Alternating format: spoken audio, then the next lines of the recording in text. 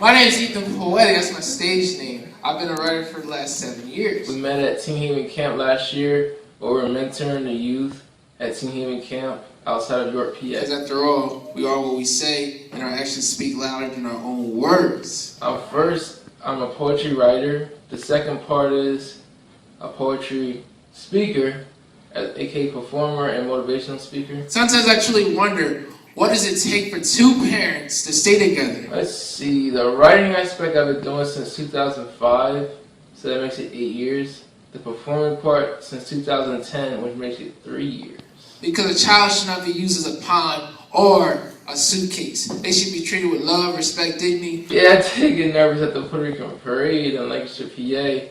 Not only did I walk and perform, it was in front of thousands of people. Because when I see bullies, I felt as though I'm ready to perform with a passion and a of purpose. Need I'm going to speak about poverty because and breaking the cycle, but also how to be productive citizens in America.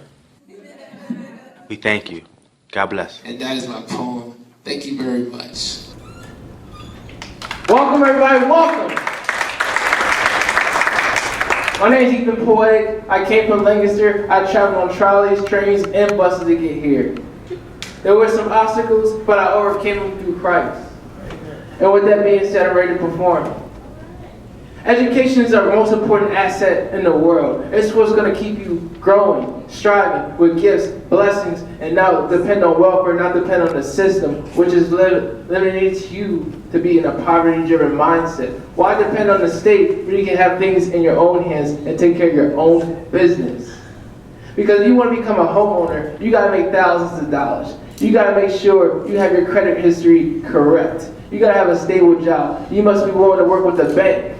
Because the bank ain't gonna deal with somebody who ain't right in their own life.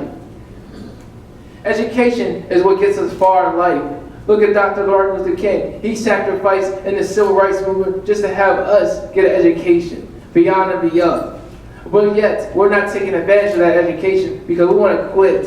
We want to throw in the towel. We want to give up. But why give up when our own moms did not give up on us while she was going through labor, blood, sweat, tears, health, and time? She kept pushing, she kept pushing, she kept breathing, and finally a birth came alive.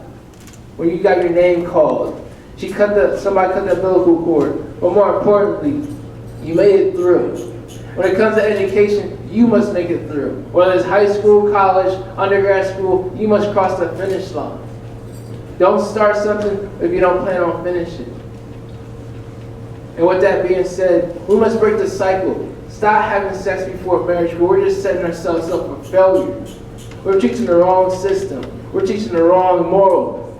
Because God has a bigger vision for us, and that's not to go through domestic relations, fight over custody of a child as though they're a possession or a pawn.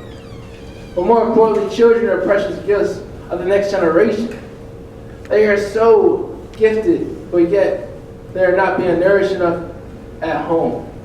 Because I show up in homes and I see homes that have empty refrigerators, empty cabinets, yet I see them with Nikes, I see them with some designer shoes and designer shirts, yet where's all the money going to?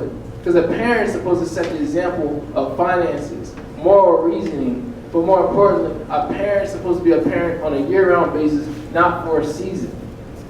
Because what it means to be a parent is you got to give up on yourself. You got to give your money, you got to give your sacrifices, but more importantly, you got to provide the right influences for the child to grow up in the right direction.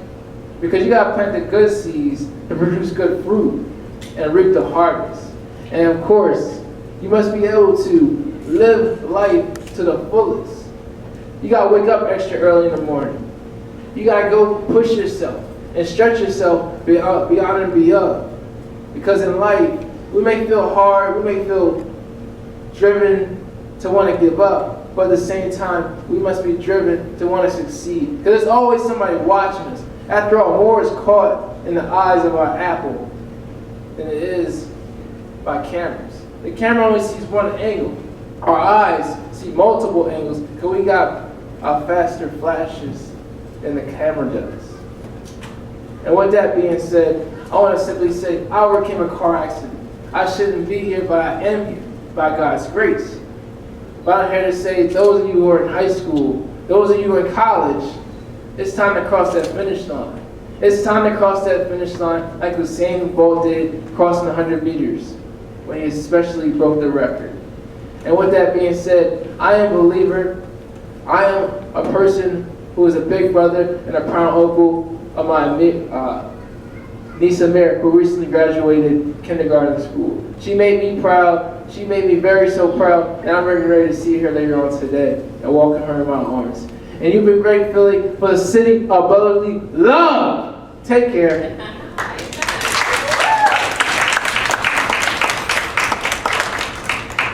There are goal setters